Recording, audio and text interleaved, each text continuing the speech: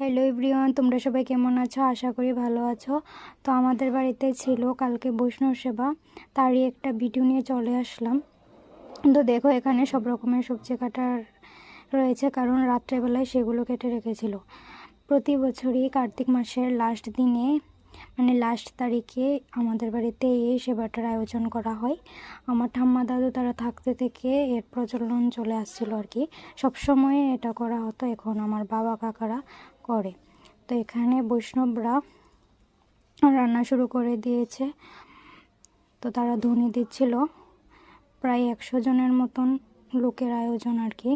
তো তারা সুন্দরভাবে এখানে রান্না করে নিচ্ছে। তারপর আমি বললাম একটু ওইদিকে তাকালো। তো এখানে হচ্ছে পুজোর আয়োজন, মানে এখানে একটা ভোগ লাগানো হবে তার জন্য। তারপরে ভোগ লাগানো হয়ে গিয়েছিল, তারপরে ঠাম্মা আমাদেরকে প্রসাদ দিয়ে দিচ্ছিল আর কি। এটাকে বাল্যভোগের প্রসাদ বলা হয়। আর এখানে একটু কীর্তন হচ্ছিল, সবাই মিলে খুব সুন্দর করে কীর্তন করছিল, গীতা পাঠও হয়েছিল, কিন্তু আমি আর ক্লিপ নিতে পারিনি। অনেক মানুষও এসেছিলো, তারও আমি ক্লিপ নিতে পারিনি।